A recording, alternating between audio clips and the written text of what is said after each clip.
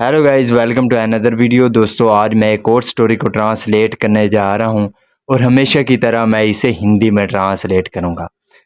ये एक moral story है और आपने पहले सुनी भी होगी। तो इस स्टोरी को मैं हमेशा की तरह हिंदी में ट्रांसलेट करूंगा और आपको एक एक वर्ड के बारे में बताऊंगा और साथ में ग्रामर के पार्ट को भी कवर करूंगा।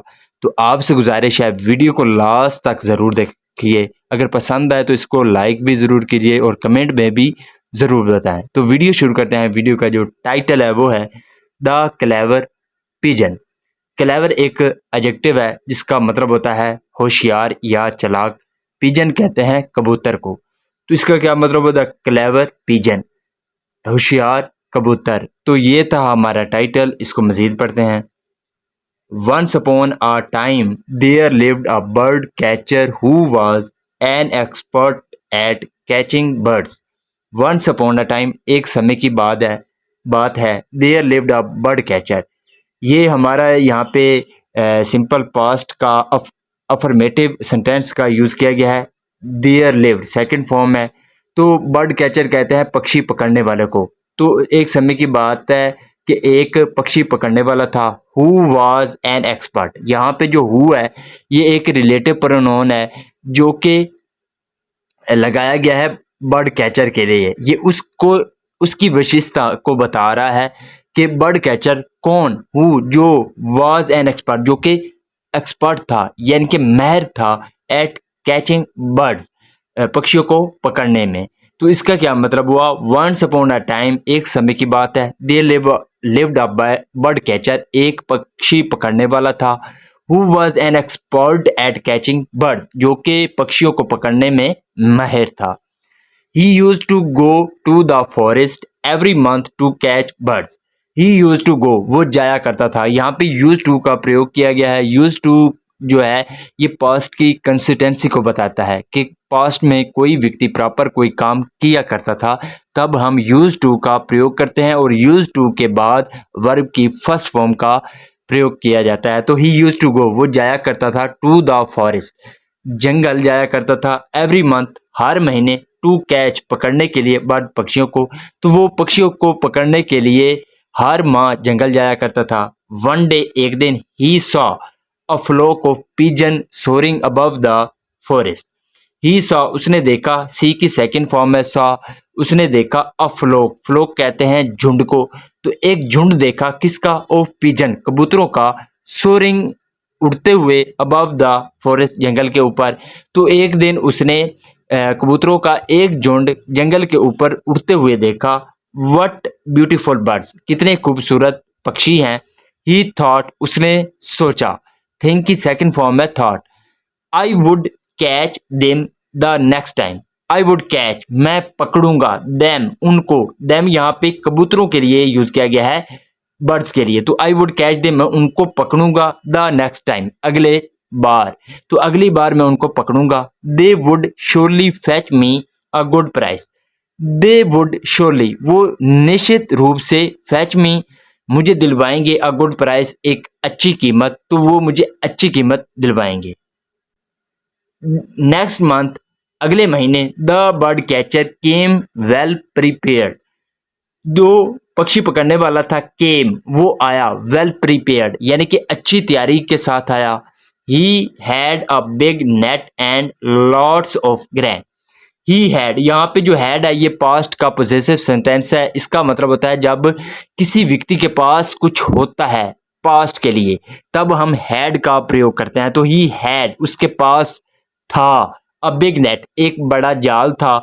एंड लॉट्स ऑफ ग्रेन, और बहुत सा अनाज था। ग्रेन कहते हैं अनाज को। He threw the grains in an empty patch of land. He threw, throw का मतलब होता है फेंकना। तो यहाँ पे सेकंड फॉर्म है थ्रू। उसने फेंका। द ग्रेन्स यानी कि अनाज को फेंका। इन एन एम्प्टी पैच, एम्प्टी का मतलब होता है खाली, पैच कहते हैं स्थान को, तो लैंड जमीन को कहते हैं। तो इसका क्या मतलब हुआ? He threw the grains in an empty patch of land, उसने जमीन, खाली जमीन पर जो है अनाज फेंके। Laid his net and started waiting for the birds, ले की सेकंड फॉर्म है लेड, जिसका मतलब होता है बिछाना। तो उसने बिछाया हिज नेट, अपना जाल, एंड स्टार्टेड वेटिंग, और वो इंतजार करने लगा फॉर द बर्ड्स, पक्षियों का। सून, जल्द ही, the flock of pigeon came overhead, जल्द ही जो फ्लोक ऑफ पिजन यानी कि कबूतरों का जो झुंड था, केम आया, ओवरहेड यानी कि जल्द ही जो कबूतरों का झुंड था वो ऊपर आया। They looked down searching for food, they look down, उन्होंने नीचे देखा, सर्चिंग तलाश करते हुए, फॉर फूड खाने की, तो खाने की तलाश करते हुए उन्होंने नीचे देखा। आई सी, मैं देख सकता हूँ, अ लॉट ऑफ ग्रैंड्स, बहुत सा अनाज, इन दैट एम्प्टी पैच, उस खाली स्थान पे मैं बहुत सा अनाज देख सकता हूँ। सेड आ यंग पिजन, एक नौजवान जो कबूतर था उसने कहा। All the other pigeon look down, all the other pigeon, दो अन्य जो कबूतर थे, लुकडाउन, उन्होंने भी नीचे देखा। दे सॉ, उन्होंने देखा, द एम्प्टी पैच, खाली स्थान देखा, and the grains scattered in it, scatter का मतलब होता है बिखरे होना, तो यहाँ पे सेकंड फॉर्म है स्कैटर्ड।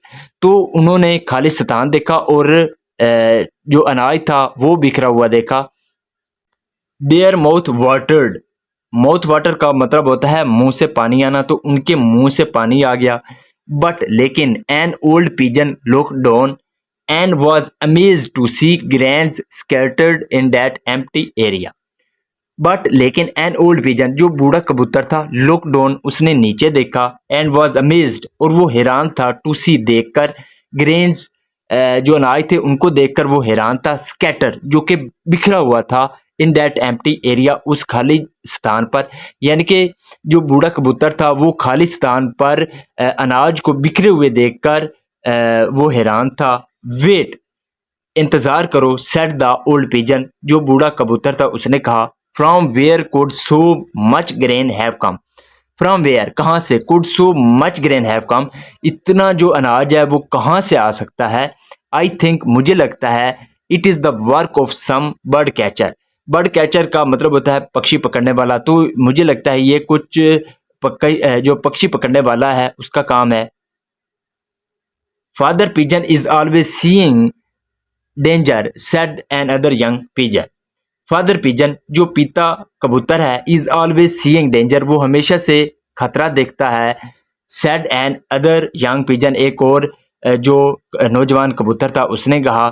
गॉड नोज, ईश्वर जानता है, हाउ मैनी टाइम्स, कि कितनी बार, he has warn us of danger, warn का मतलब होता है आगाह करना, तो उसने कितनी बार हमें खतरे का आगाह किया है, ईश्वर जानता है। यहाँ पे हैज़ के साथ वर्ब की थर्ड फॉर्म है, जब हैज़ के साथ वर्ब की थर्ड फॉर्म लगती है तो वो हमारा प्रेजेंट परफेक्ट टेंस का वाक्य कहलाता है।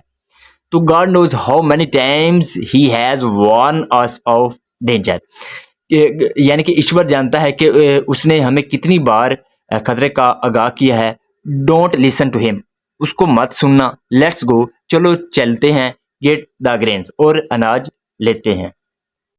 दे dive down and started eating the grains hungrily, they dive down, dive down का मतलब होता है यानी कि नीचे गोता लगाना, तो उन्होंने नीचे गोता लगाया, एंड स्टार्टेड ईटिंग, और खाना शुरू किया, द ग्रेन्स, अनाज को, हंग्रली, भूखेपन से, यानी कि उन्होंने नीचे गोता लगाया और भूखेपन से उन्होंने अनाज खाना शुरू किया।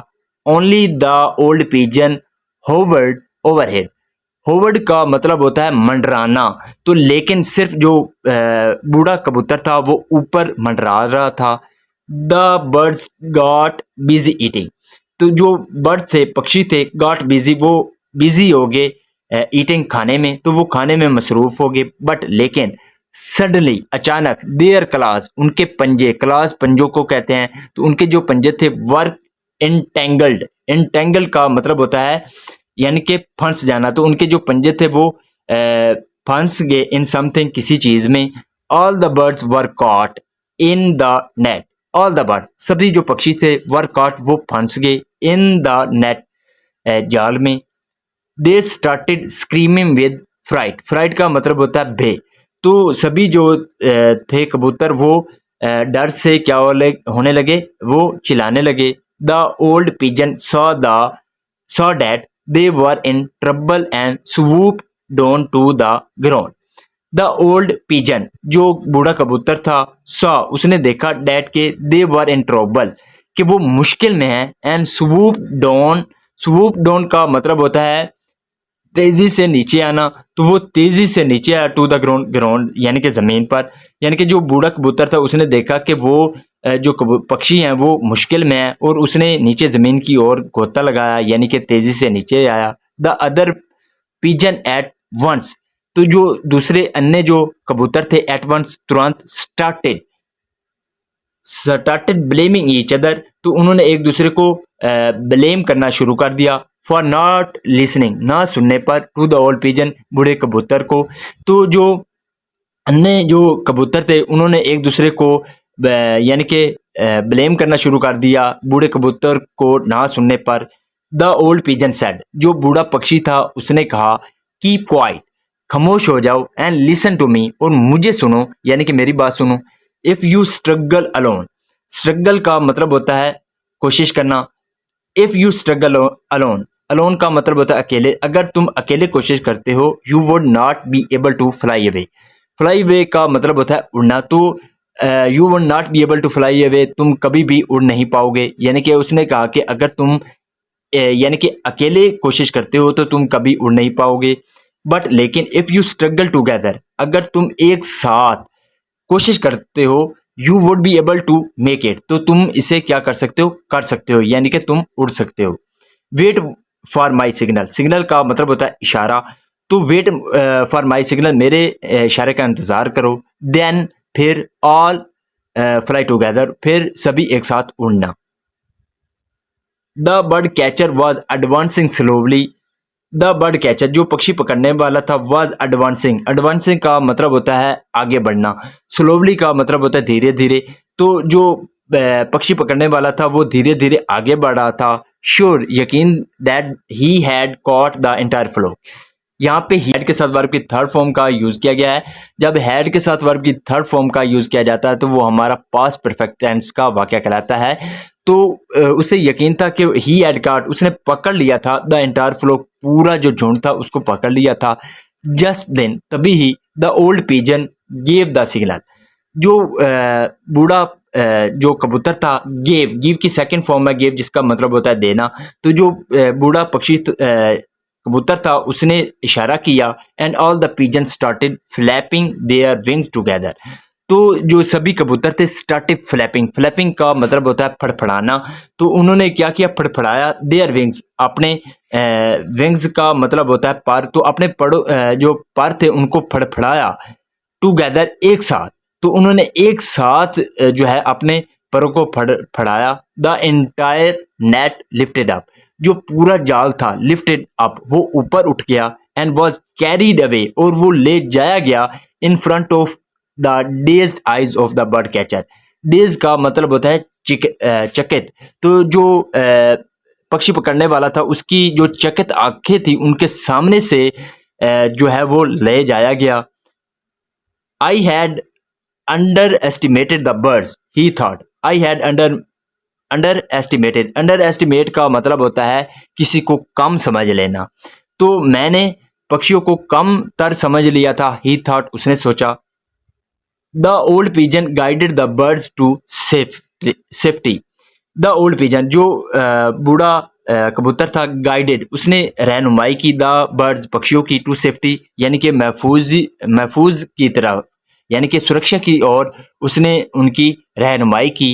एंड लेड देम, और उनको ले गया, near a rat's hole, rat के बाद अपॉस्ट्रोफी एस का यूज किया गया है, इसका मतलब होता है काके की, होल का मतलब होता है बेल, तो वो उनको चूहे की बेल के करीब ले गया। The old pigeon had helped the rat once, the old pigeon, जो बूढ़ा कबूतर था, हैड हेल्प, उसने मदद की थी, द रैट वंस, एक बार उसने चूहे की मदद की थी। Today he asked it to help them, आज उसने उसको उनकी मदद करने के लिए कहा। द रैट, जो चूहा था, कट, उसने काटा, द नेट, जाल को, with its sharp teeth, sharp का मतलब होता है तेज, तो अपने तेज दांतों से उसने जाल को काटा। एंड ऑल द पिजन, और सभी जो कबूतर थे, वर एबल टू एस्केप, वो भागने में, फरार होने में क्या हो गए, सफल हो गए। तो इसका मोरल क्या है, इसका मोरल है यूनिटी इज स्ट्रेंथ, यूनिटी का मतलब होता है इत्तेहाद, तो इत्तेहाद में क्या है, ताकत है। So this is the video guys. अगर आपको ये वीडियो पसंद आई हो तो इस वीडियो को लाइक कर दें, चैनल को सब्सक्राइब कर दें ताकि इसी तरह की आने वाली वीडियो आप तक पहुंचती रहे। Have a nice day, good bye.